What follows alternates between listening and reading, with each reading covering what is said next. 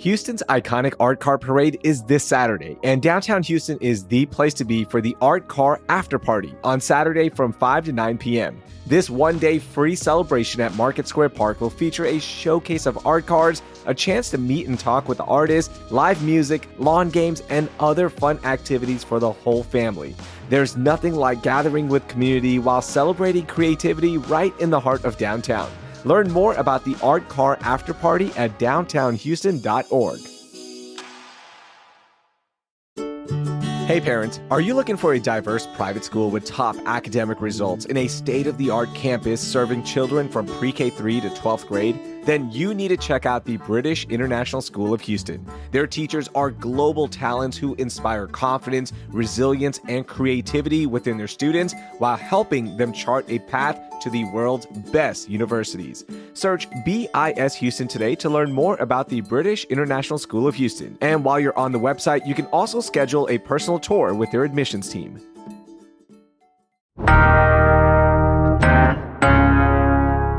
Today on CityCast Houston, we've seen thousands of Houstonians rally at City Hall against President Trump and Elon Musk. Then, in the epicenter of the measles outbreak, we saw a visit from Health Secretary RFK Jr., and the crisis at nonprofits supporting refugees in Houston is getting worse. Let's dig into the details with Chron.com's trending news reporter, Faith Bugenhagen. It's Tuesday, April 8th. I'm Laura Isensee, filling in for Raheel Ramzanali, and here's what Houston's talking about. Okay, Faith, let's jump right into this big news. Tell us about this protest that was here in Houston over the weekend. Yeah, so there was a hands-off rally, and it was a part of actually nationwide rallies that were held over the weekend to protest the Trump administration, as well as the overreach of Elon Musk into the Trump administration. And so we saw a protest actually here in City Hall in Houston. There were more than 5,000 protesters, which is a significant number. So it was interesting to see that many people come out, and it definitely was reflective of other cities. I know Boston, Chicago. Yeah, well, not just, Boston, Chicago, kind of more liberal type strongholds, but we also saw some hands-off rallies in Conroe and the Woodlands in Montgomery County, which is a pretty red county. And one thing that caught my attention, I certainly saw a lot of photos over the weekend of people attending here locally and other places, but when they announced this hands-off rally, they were expecting about 250,000 people across the country. But overall, I think the number is like over 600,000 people participated in protests. And so it seems like the turnout was more than what was expected, or at least more than what was signaled. And, I can't help but imagine that the timing of Trump's tariffs and then the stock market crashing and people's retirement accounts plummeting, right before got some people pretty angry, that these policies really are affecting their pocketbooks and their livelihoods. Any other kind of big takeaways for you with this one?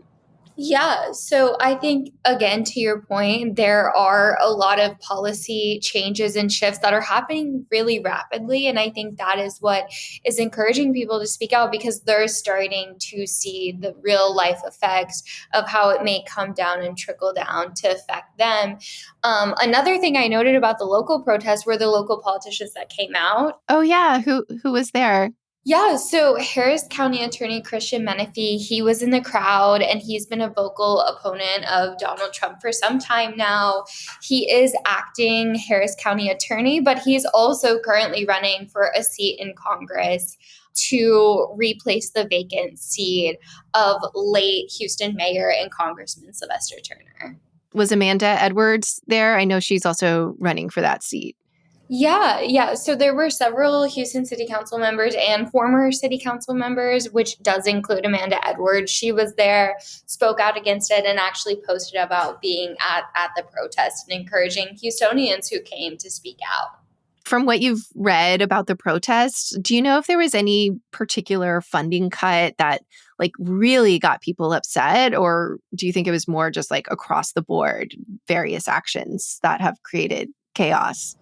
Yeah, I mean, I do think that there are various actions, but I know specifically a lot of people just point to Social Security and concerns about that, as well as Medicaid and health insurance. I know has been a huge one that people are concerned about are upcoming in kind of the moves of the administration. And we've seen even the anger just specifically at Elon Musk with all the Tesla situations where you're seeing protest and vandalism and all that. That's also an extension that we've seen ongoing before this protest and amid this protest. Yeah.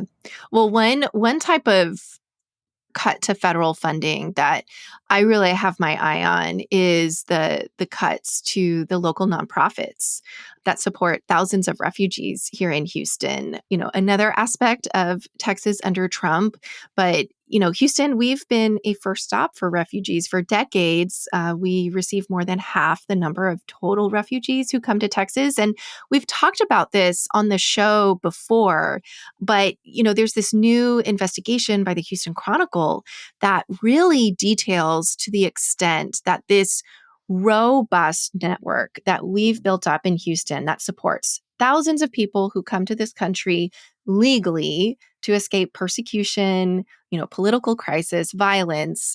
Sometimes they've been interpreters for the U.S. military. We have this really robust network. And since Trump cut the federal funding for refugee services, it has been decimated. And we've seen these different cuts at these four major agencies, the YMCA, Interfaith Ministries, Catholic Charities in the Archdiocese of Galveston, Houston, and also Church World Service.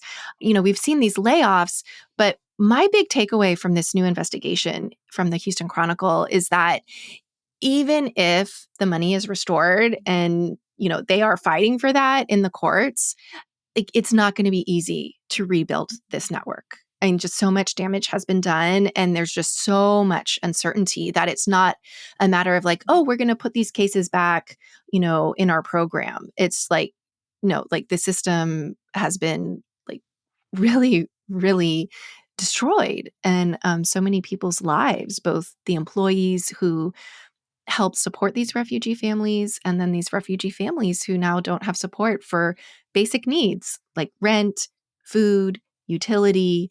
It's just so grim. It's so grim. Yeah, I did see that. And I think what's interesting that was noted in the reporting was to your point about the future of this Mhm. system is that there's a new policy taking effect in 2026 that would only send that funding to the states who enroll in federal support for refugees. And Texas has declined to do so since 2017. Yeah. So when you see that and you see that policy that's forthcoming, and then you see what's going on in tandem together, you do kind of start to question like, what is, the feasibility of this system actually working, actually, allowing the assistance to refugees, as well as, like you're saying, there are thousands and hundreds of jobs getting cut of those who are providing Mhm. this assistance. So it is a very shaky situation for the system to be in right now. Yeah. Yeah. I'm glad you brought up that what's on the horizon because under what had been in place was these nonprofits, they would receive about 100 million in total combined in federal funds. But as you said, like next year in 2026, they won't be able to receive those funds directly.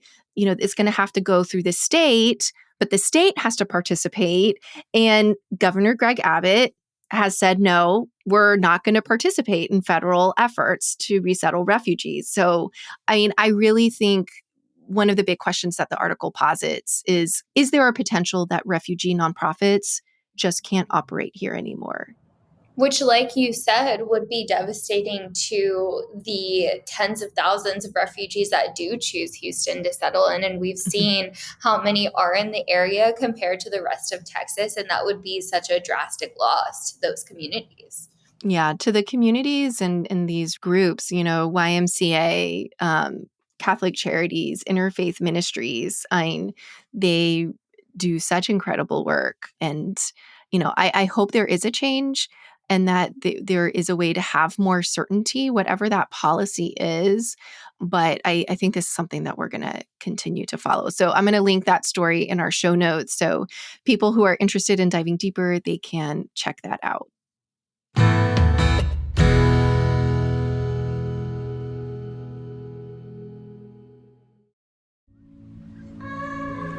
The Texas coast is special to me, and it's always calling me. My family has made countless memories there, and just off the Texas coast sits a unique beach town marked with salty vibes and sun-soaked memories, Port Aransas. It's a place where family traditions naturally unfold, and you'll find beauty in the island views while taking time to relax between adventures. And with 18 miles of shoreline, there are plenty of adventures, from kayaking with the kids to fishing off the coast or simply cruising down the beach in a golf cart, soaking in the sounds of the Texas coast. That sounds wonderful. Start planning your getaway now with your friends and family, because there's nothing like having multiple generations under one roof so everyone can enjoy those perfect beachfront mornings and that cool Gulf breeze in the evening. So many Texans have anchored their traditions to the island life in Port Aransas, and with one visit, you'll see why. Start your new favorite family tradition in Port Aransas, Texas. Plan your visit to Houston's beach at visitportaransas.com. Get ready for Netflix's gripping new medical drama, Pulse. Set in a cutting-edge Miami trauma center, third-year resident Dr. Danny Sims is unexpectedly thrust into a promotion when beloved chief resident Dr. Xander Phillips gets suspended. Then, with the emotional and physical stakes at their highest, a storm will push the hospital and its residents to their limits. Witness how life can change in a heartbeat when you're operating under pressure. Watch Pulse, only on Netflix. Something else that's been really grim, we got news over the weekend about the latest death, a new death in the measles outbreak out in West Texas. Faith, can you tell us more about that?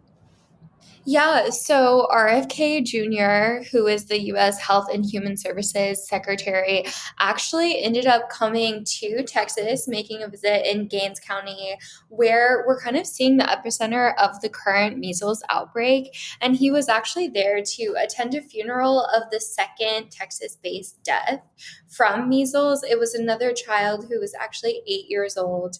And so he was there attending services. He did put out actually a statement, which came as a surprise to some, advocating for the vaccine being the most effective cause to prevent measles, which is something that we haven't seen in the past from him. Yes, this was such a big concern when he was confirmed that he has been an anti-vaccine advocate, and he's promoted these sort of alternative methods like, vitamin A, which can be really dangerous if people take too much. I have to say, I was reading up on this as well, and I saw that there is a CDC spokesperson that still over the weekend said that the measles vaccine is a personal decision.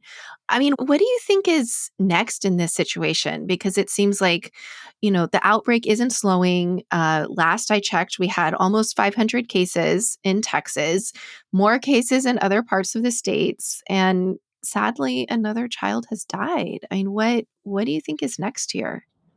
Yeah, I think to your point, there is a lot of concern when we are seeing health officials, especially on the federal level, not signal that the vaccine is the most effective. And it took this long, even for RFK to do so. We haven't really seen any public statement from him prior to this.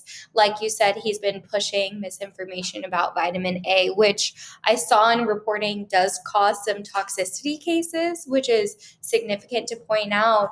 From what physicians and healthcare providers are seeing are cases where individuals have been taking too much vitamin A, which is a supplement, and if taken at normal amounts is okay to take. But what they're seeing is a high level of vitamin A, and it gets to the point where it's toxic for humans, and they're seeing adverse health complications from these toxic levels of vitamin A consumption.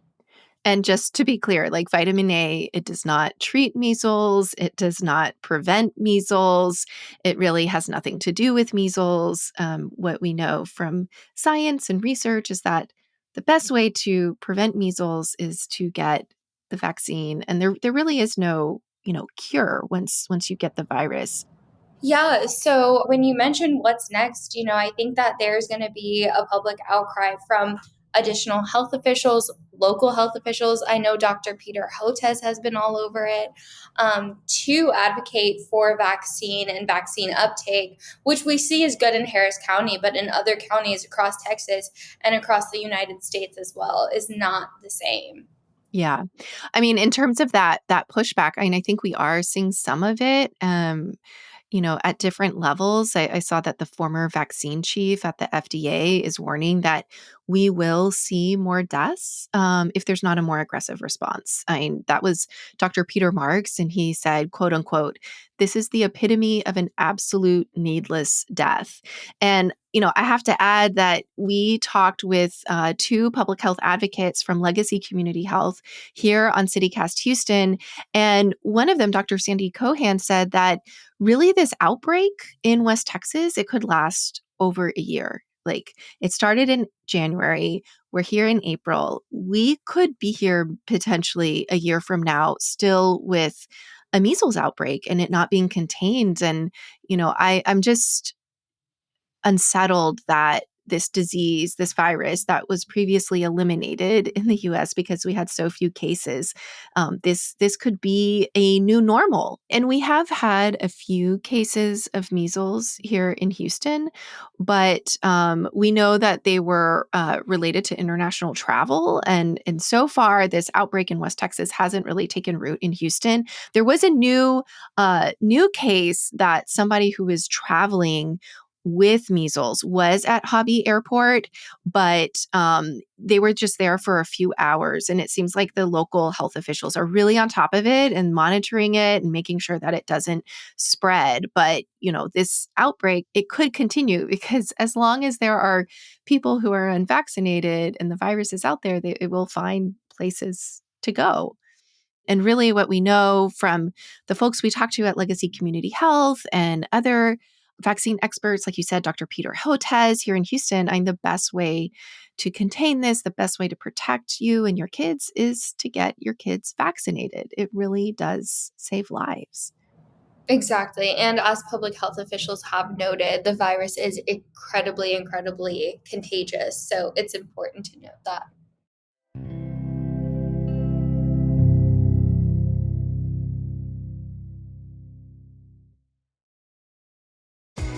This episode is brought to you by Temptations Cat Treats. Your cat will come running for the perfectly irresistible Temptations Creamy Puree and Temptations Lickable Spoon Cat Treats. The best time to feed lickable cat treats to your cat is anytime. Feed by hand for a playful moment, in a bowl for a creamy treat, or as a topper to make mealtime fun. Visit temptationstreats.com to learn more. This episode is brought to you by Loom by Atlassian. Are you feeling stuck at work? Get your team unstuck with Loom video messaging and move work forward. Use Loom to simultaneously record both your screen and yourself to share a quick update, provide feedback, train a colleague, and everything in between. Plus, add Loom AI to your meetings for instant written notes and recordings. Try Loom today at Loom.com. That's LOOM.com. Okay, well, let's move from Texas under Trump and let's go to City Hall and the battle over bike lanes. Faith, how close have you been watching this controversy about bike lanes in Midtown, specifically along Austin Street? Have you been watching this? I have been. I mean, I think that everybody on specifically social media and in the bicycle community and advocacy for multimodal transportation community is really up in arms about this. I think understandably so. So I've been all over it, and it's just incredible to see the quick turnaround that was kind of caused by the community outcry. Yeah. So just to catch up those who weren't following it, there's this dedicated bike lane along Austin Street. And we talked about this last week on our Friday News Roundup, but there's this dedicated bike lane with barriers along Austin Street that goes through Midtown. And then all of a sudden, kind of without any warning, the city started to tear that up as part of this, road rehabilitation, drainage project, and all the cyclists and people who helped pay for the bike lanes, like County Commissioner Rodney Ellis, were like, wait, what are you doing? Major brouhaha, major public backlash. And then, as you said, really surprising pivot from Mayor Whitmire that, we don't see him back down that much. Like usually kind of like he makes a decision, he goes for it. I thought it was really interesting that he did respond to the community backlash and he said, okay, the bike lane is going to stay, but it was a compromise. It's not going to go back to the way it was. He's still going to remove those physical barriers that protect cyclists on the road from cars. So it will just be a dedicated space, kind of like the bike lane that you see along Heights Boulevard, where there's a dedicated lane for cyclists and then there's the road and, there's no physical barrier. So it's not exactly the way it was, but it's better than kind of nothing. Yeah, like you said, it is a compromise. It's not a direct answer to the cries from the community. And I know you noted that y'all have discussed it before. There were multiple protests, even as of this weekend, against what Whitmire was initially proposing. And like you said, it doesn't provide that boundary of protection for bicyclists, which I know advocates are still concerned about given the safety issues that we've been seeing in the community. And I live in the Heights, so I'm very familiar with those bike lanes. And there are just markers and that's it that separates the cyclist and the car. So I can see why some community advocates are concerned about that. Yeah, one of the most compelling testimonies that I saw was a guy, I'm sorry, I don't remember his name, but he spoke at city council last week and he told how he lives in Midtown and then he works, downtown. So he does bike to work. And he talked about how those physical barriers literally saved his life because he was riding his bike. There was a Tesla that made a really fast turn and careened towards him, and he landed on the windshield. He had to be taken to the emergency room, but he said that those physical barriers slowed down the car enough so that the impact was less. And he survived, and he was like, this literally saved my life. Please don't take it away. So Mayor Whitmire still is taking that physical barrier away, but this is something that we're going to keep talking about here on CityCast Houston. And actually our Hey Houston newsletter editor, Brooke Lewis, she wants to hear from listeners and readers of, if you're a cyclist, do you feel safe on Houston streets? So drop us a DM on Instagram or sign up for the Hey Houston newsletter and give Brooke a shout. We really want to hear from you on this issue. So, okay, Faith, let's wrap it up with Only in H-Town. And I hear you have a really good one for me. What do you got? Yes, only in H-Town do we have the best fans. Our boys on the University of Houston's basketball team have just been doing a phenomenal job in March Madness, and we've seen the city really rally together to celebrate them. We saw that fan support as far as San Antonio, which is where my family is originally from, and it was so fun to see the Riverwalk fill up with people for a pep rally and some of the final games over the weekend. So it's just great to see city residents come together and support basketball and just have fun amid everything going on. Yeah, my brother-in-law is a UH grad and he is so excited. And yeah, that enthusiasm, it just can't be contained in Houston. It goes all the way to San Antonio at the Riverwalk. And, as of this recording, we are hoping that the Houston Cougars come home as national champions. But, cheesy as it sounds, they will always be our champions. And just the fact that they got to the championship game for the first time since 1984. I mean, that is something to be proud of. And no one can take that away. So go Cougs. I'm a Longhorn, but I'll say it. Go Cougs. Go Cougs. Okay, Faith, I have one more only in H-Town for you, and hopefully this will give you a little bit of a laugh. Police are asking for help to identify this man who might be the clumsiest robber in H-Town. Because get this, he wanted to rob a convenience store. So he goes in and he has a handgun, but then he drops his handgun. And when he bends over to try and get it, he loses his balance, falls backwards. So he tried to, rob the clerk at gunpoint at the counter, but the employee didn't cooperate. And I think the handgun went off and like shot a box of sodas. So thank God nobody was hurt. He still managed to go through and steal a case of beer. So basically, clumsiest robber in H-Town. I mean, it's really silly. It is. It is really silly. I mean, again, glad that nobody was hurt or anything significant happened. But I've also heard the old adage of only smart people should commit crimes because those are the ones that get away with it.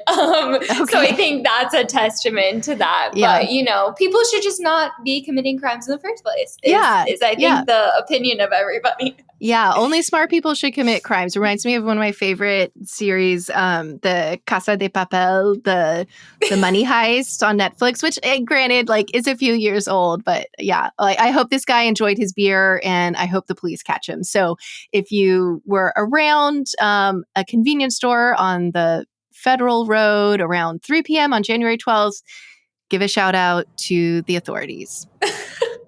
All right, Faith. That was a lot of fun. We'll catch you next time, and thanks as always. Yeah, thank you so much, Laura, for having me. I always appreciate it. That was Faith Bugenhagen, who covers trending news and politics at Chron.com. If you want to learn more about the stories we talked about today, check out the show notes in your podcast player. And if you enjoyed this episode, please send it to 3 friends who love the Houston Cougars. Give us a rating and review wherever you listen to podcasts. And don't forget to subscribe to our Hey Houston newsletter, where you can get even more news, events, and moments of joy in your inbox every weekday. That will do it for today. I'm Laura Isensee, and I hope you learned something new.